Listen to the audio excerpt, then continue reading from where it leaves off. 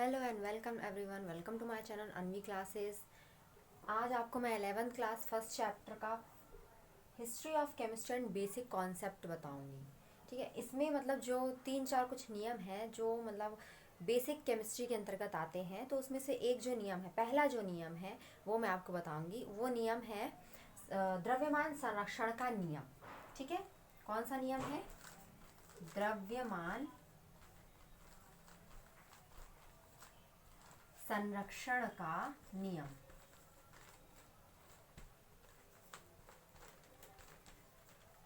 ठीक है, तो आज के टॉपिक में हम इस चीज़ का मतलब द्रव्यमान संरक्षण का नियम, इस चीज़ का हम यहाँ पे डिस्कशन करेंगे।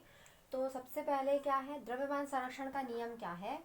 कभी भी आपको ये याद रखना है कि कोई भी रासायनिक अभिक्रिया यदि होती है तो वो एक निश्चित नियम के अनुसार ही होती है, उसके भी रूल्स एंड रेगुलेशंस होते हैं। ये नहीं कि कोई भी अभिक्रिया अपने आप हो जाती है। ठीक है, जैसे हम चूना लाते हैं, कली का चूना लाते हैं। कली का चूना मीन्स CaO। ठीक है, कली का चूना हम लाते हैं, कैल्शियम ऑक्साइड हम यदि लाते हैं तो वो अपने आप तो बुझा हुआ चूना नहीं बनेगा ना। अपने आप क्या वो डायरेक्ट CaOH बन जाएगा? नहीं बनेगा। कुछ बेसिक नियम है इसके, है ना। यदि हमने कली के चूने में पानी डाला है तो बदले में उसके CO2 गैस निकलेगी, कार्बन डाइऑक्साइड गैस निकलेगी। ठीक है, और बुझा हुआ चूना हमें प्राप्त होगा। ठीक है, तो इस तरीके से कोई भी रासायनिक अभिक्रिया होती है तो हर रासायनिक अभिक्रिया के होने के लिए एक निश्चित नियम लागू होता है उस चीज़ पर। ठीक है, तो जैसे कुछ एक आध एग्जाम्पल और बताती हूँ मैं आपको। जैसे आप लोगों ने तीव्र अभिक्रिया पढ़ी होंगी, मंद अभिक्रिया पढ़ी होंगी। ठीक है, तीव्र अभिक्रिया क्या होती है? तीव्र जो फास्ट अभिक्रिया होती है ना, तीव्र और मंद। तीव्र अभिक्रिया कौन सी होती है? जो फास्ट हो जाती हैं। जैसे कि हमने एक सॉल्यूशन में दूसरा सॉल्यूशन डाला तो तुरंत वो रिजल्ट हमको दे देता है। ठीक है, जैसे कि हमने मतलब कोई भी अपन एग्जांपल यदि ले लेते हैं, जैसे है ना, जैसे अपन लैब में जाते हैं, जैसे अपन ने कुछ भी यदि कोई भी सॉल्यूशन हमने लिया है, उसमें दूसरा सॉल्यूशन हमने डाला है तो क्या होगा, वो तुरंत हमें उसका कलर चेंज दिखाई देगा। ठीक है, ये सब क्या होते हैं? रासायनिक अभिक्रिया होने के कुछ संकेत होते हैं, पूर्ण होने के संकेत होते हैं। ठीक है, अब जैसे कि मंद अभिक्रिया क्या होती है? रासायनिक अभिक्रिया क्या होती है? जो बहुत धीमी गति से होती हैं, जैसे लोहे में जंग लगना, भोजन का पचना। ठीक है, प्रकाश संश्लेषण, ये सब कौन सी अभिक्रियाएं हैं? मंद रासायनिक अभिक्रियाएं हैं। ठीक है, तो आज हम डिस्कस करेंगे सबसे पहले द्रव्यमान संरक्षण नियम। तो सभी अभिक्रियाओं के बारे में जानने से पहले हम नियम क्या लागू हो रहा है उन पे, उस चीज़ की चर्चा करेंगे। ठीक है, तो द्रव्यमान संरक्षण का जो नियम है, सबसे पहले यह नियम किसने दिया था? लोमोनोसोव ने, जो कि एक रूसी वैज्ञानिक थे। ठीक है, लोमोनोसोव ने दिया था, जो कि एक क्या थे? रूसी वैज्ञानिक थे। फिर उसके बाद लैंडोल्ट और भी जो साइंटिस्ट थे, उनने इस नियम को फिर और भी ज़्यादा अच्छे तरीके से प्रेजेंट किया था। ठीक है, लोमोनोसोव ने 1576 में क्या दिया था? इस नियम का प्रतिपादन किया था। ठीक है, तो इस नियम में क्या होता है? वर्ड समझिए, द्रव्यमान संरक्षण। ठीक है, द्रव्यमान संरक्षण, द्रव्यमान का मतलब क्या होता है? जो चीज़ हमने ली है, जो अभिकारक हमने लिए हैं, उनका वही भार रहे। द्रव्यमान का मतलब क्या होता है? हम हमेशा पढ़ते आते हैं मास। यहाँ पे मास का मीनिंग क्या होता है? भार। ठीक है, मास का मीनिंग यहाँ पर होता है भार। अब संरक्षण का मतलब यहाँ पे क्या? कंजर्वेशन। भार मतलब उसका वहाँ पर संरक्षित है। ठीक है, अब जैसे कुछ ऐसे अपन एग्जाम्पल यदि देखते हैं, है ना। अब जैसे अपन दूध गर्म करते हैं, ठीक है, दूध गर्म करते हैं तो वो 75 से 76 डिग्री सेल्सियस के बीच क्या उबलने लगता है। तो थोड़ा मतलब जैसे मतलब दूध उबलेगा तो उसकी वाष्प बनेगी ना, थोड़ी सी मतलब उसकी क्वांटिटी में फ़र्क आएगा। ठीक है, अब यदि हम पानी उबालते हैं, पानी पहले ठंडा रहेगा, धीरे धीरे क्या होगा, 4 डिग्री सेल्सियस पर क्या होगा, उसका घनत्व चेंज होगा। घनत्व उसका जो क्या है, बहुत ज़्यादा घनापन हो जाएगा पानी के अंदर, है ना। फिर उसके बाद 100 डिग्री पर वो क्या होगा, उबलेगा। ठीक है, तो तो इसमें क्या है, उबल रहा है, तो उसका मतलब क्या है, उसकी डेंसिटी हल्की हल्की या थोड़ी थोड़ी इसके जो अणु है वो एवोपरेट हो रहे हैं, कम हो रहे हैं। ठीक है, तो ये सब तो बात थी इनकी मतलब बाहरी संरचना का परिवर्तन। जैसे बाहरी संरचना यदि किसी भी रासायनिक अभिक्रिया में परिवर्तित होती है, लेकिन उसकी जो आंतरिक संरचना होती है, किसी पदार्थ के जो रासायनिक गुणधर्म होते हैं वो वैसे के वैसे ही रहते हैं। ठीक है, इसमें कोई भी पदार्थ नष्ट नहीं होता है, इसमें केवल क्या होता है, पदार्थ का रूप बदलता है और बाकी क्वांटिटी वैसी ही रहती है। मान लीजिए हमने कोई एक अभिकारक यदि हमने लिया है, A+B हमने ले लिया, इनकी क्वांटिटी हमने, अभिक्रिया नहीं हो रही है अभी, है ना, ये अभी क्या है, अभिकारक है। ठीक है, ये दोनों मान लीजिए हमने कोई दो चीज़ें ली हुई हैं, दो रासायनिक, दो केमिकल लिए हुए हैं, अभी ये आपस में क्रिया करने वाले हैं, अभी क्रिया नहीं किए हैं, लेकिन हमने क्रिया कराने के पहले क्या कर लिया इनका, मान लीजिए 25 ग्राम हमने वेट यहाँ पे निकाल लिया है। तो अभिक्रिया होने के बाद इसका रूप तो चेंज हो जाएगा ना, अभिक्रिया से, अभिकारक से क्या बन जाएंगे, ये प्रोडक्ट बन जाएंगे, ये रिएक्टेंट से क्या बन जाएंगे, डायरेक्ट प्रोडक्ट बन जाएंगे। लेकिन क्या यहाँ पे देखिए संरचना तो बदल गई ना, बाहरी संरचना चेंज हो गई, ए की जगह सी, बी की जगह डी आ गया, है ना, लेकिन उसके अंदर जो अणु है वो वही रहेंगे। ठीक है, रिएक्टेंट जो है, जो रिएक्टेंट में जो अणु हैं उनका भार जितना है वो उतना ही रहेगा, उत्पाद में उनके जितने भी अणु भार हैं उनके उतने ही रहेंगे। ठीक है, अब जैसे मान लो हमने ए और बी को अभिक्रिया कराने के पहले 25 ग्राम तौला था, अभिक्रिया हो गई, मान लीजिए कोई उत्पाद, मिला जुला उत्पाद बन गया, तो अब हम इस बने हुए उत्पाद का जब वेट देखेंगे, वेट ले करके देखेंगे, तो ये भी हमको 25 ग्राम ही मिलेगा। ठीक है, तो ये चीज़ जो है इस नियम के अंतर्गत आती है। ठीक है, तो द्रव्यमान संरक्षण का नियम इसे ही कहते हैं। इसे सबसे पहले लोमोनोसेव ने 1576 ईस्वी में देखा था। ठीक है, तो इसमें क्या होता है, कोई भी अभिकारक, मतलब कोई भी दो अभिकारक जब भाग ले रहे होते हैं किसी भी रासायनिक अभिक्रिया में, तो उनकी मात्राओं का योग अभिक्रिया होने के बाद बने उत्पादों की मात्राओं के योग के बराबर होता है। ठीक है, चाहे वो हम मतलब वो प्रोडक्ट हम कहीं से भी ले रहे हों, है ना, उनकी जो, उनका जो मतलब क्वांटिटी रहेगी वो वैसी की वैसी ही रहेगी। ठीक है, तो अब इसमें इसका बुक का ये एक आधा एग्जांपल मैं बता दे रही हूँ। इस सबसे पहले क्या किया गया था, इसके लिए एक प्रयोग किया गया था।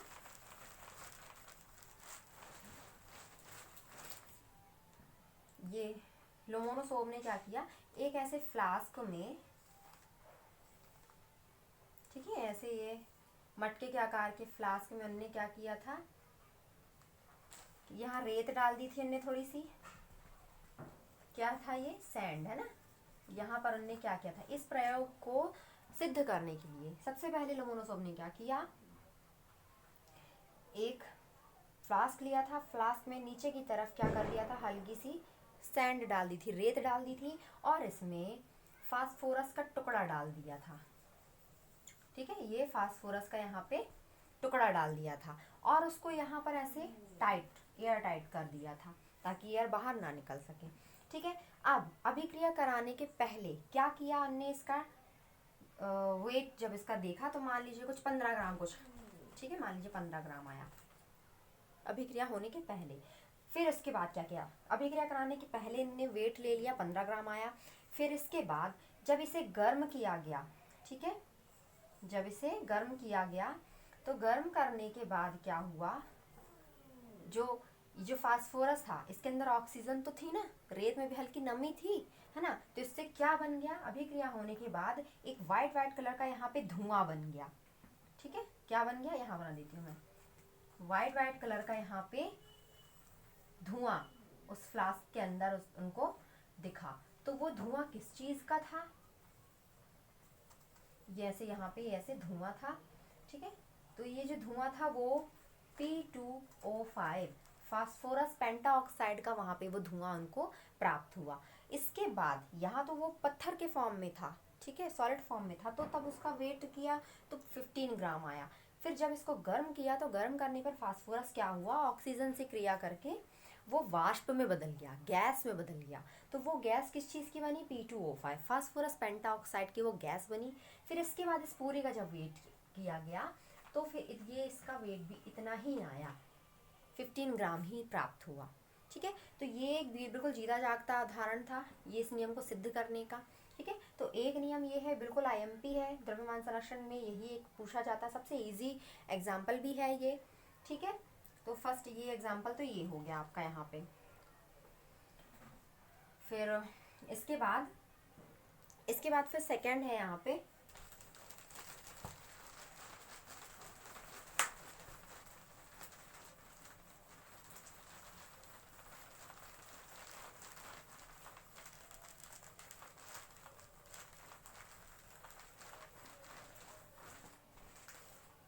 एक सेकंड।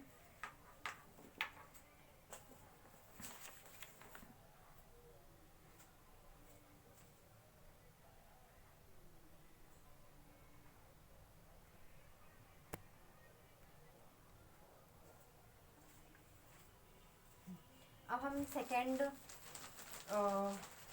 प्रयोग की यहाँ पे बात करेंगे, जिसे हम बोलेंगे लैंडोल्ट का प्रयोग।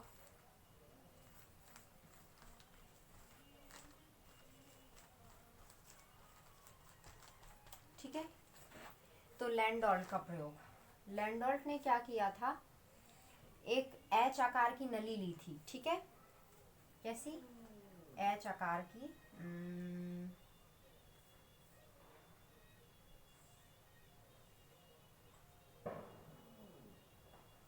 जो कि इस तरीके की थी, ये ऐसी एच आकार की ऐसी नली ली थी इनने, और इस नली को लैंडोल्ट उपकरण ही कहा जाता है, क्योंकि क्या था, लैंडोल्ट ने इस नली की खोज की थी ना, इसलिए इस उपकरण की खोज की थी, इसलिए ये ऐसी एच आकार की नली रहती है, इसको थोड़ा और बड़ा कर देते हैं, ये ऐसी एच आकार की नली रहती है।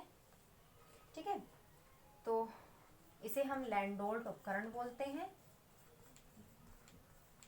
क्या बोलते हैं? लैंडोल्ट उपकरण या लैंडोल्ट अपैरेटस बोलते हैं। तो इसमें क्या किया गया था, लैंडोल्ट ने सबसे पहले 2 रसायनों का प्रयोग किया था, KCl and AgNO3 silver nitrate. ठीक है, जिसे हम लूनार कास्टिक भी बोलते हैं, और ये पोटेशियम क्लोराइड। ठीक है, पोटेशियम क्लोराइड और सिल्वर नाइट्रेट, ये 2 सॉल्यूशन लिए थे। ठीक है, तो इस नियम से संबंधित दूसरा प्रयोग आपका ये है, ये भी बहुत आईएमपी प्रयोग है आपका। तो बिल्कुल ये 2 प्रयोग जो मैंने बताया अभी, ठीक है, तो फास्फोरस वाला और एक ये लैंडोल्ट वाला, तो बिल्कुल दिमाग में से बैठा लीजिए। तो इसमें यह आकार की जो नली उन्होंने ली, फिर क्या किया, एक तरफ इनने KCl डाल दिया। ठीक है, और इस तरफ वाले को सिल्वर नाइट्रेट से फिल कर दिया। ठीक है, यहाँ पे सिल्वर नाइट्रेट, ठीक है, थोड़ा सा बड़ा लिख देती हूँ, सिल्वर नाइट्रेट, और इस तरफ KCl। ठीक है, तो यहाँ पे तो इस तरीके से जब व्यवस्था उनने कर ली, तो व्यवस्था करने के बाद क्या किया उनने, इसको नापा, मान लीजिए इसका 30 ग्राम आया हो, जो भी उनको वेट उस समय मिला हो। ठीक है, दोनों का वेट करने पर मान लीजिए 30 ग्राम आया है, तो दोनों एक तरफ, मतलब ये लैंडोल्ट उपकरण में ने क्या किया, एक तरफ AgNO3 भरा हमने, सिल्वर नाइट्रेट भरा, दूसरी तरफ हमने पोटेशियम क्लोराइड भर दिया।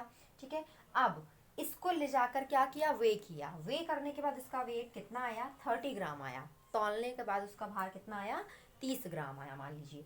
फिर उसके बाद ये तो हो गई अभिक्रिया होने के पहले इनने नाप तौल कर लिया। अब अभिक्रिया कैसे कराएंगे, फिर इसको क्या किया, इनने दोनों नलिका से पकड़ा और ऐसे मतलब आपस में उसको हिलाया। ठीक है, आपस में हिलाने से क्या हुआ, दोनों सॉल्यूशन क्या होगा, एक दूसरे में मिल गए, और बदले में क्या बना, KNO3 मतलब पोटेशियम नाइट्रेट प्लस क्या बना, AgCl। ठीक है, सिल्वर क्लोराइड बना। फिर उन्होंने देखा कि जो सिल्वर क्लोराइड है वो नीचे की तरफ ही है। ठीक है, तो फिर जब इतना कराने के बाद जब उसका दोबारा वेइंग किया गया, तो फिर उतना ही यहाँ पर वे करने के बाद उनको दोबारा उतना ही यहाँ पर वेट मिला। ठीक है, तो है ना, तो इस तरीके से क्या था, उनने ये इस प्रयोग के द्वारा, लैंडोल्ट के प्रयोग के द्वारा, फिर ये द्रव्यमान संरक्षण का दूसरा नियम भी सिद्ध हो गया। ठीक है, तो यहीं पर थे आपके फर्स्ट चैप्टर के जो फर्स्ट नियम था यहाँ पे द्रव्यमान संरक्षण का नियम, वो इतने ही हैं। आपको परिभाषा लिखनी है, किसने दिया था वो लिखना है, और दो यहाँ पर एक आपको एग्जाम्पल दे देने हैं। ठीक है, आपको वीडियो यदि पसंद आई हो तो वीडियो को लाइक ज़रूर करिएगा। Thank you.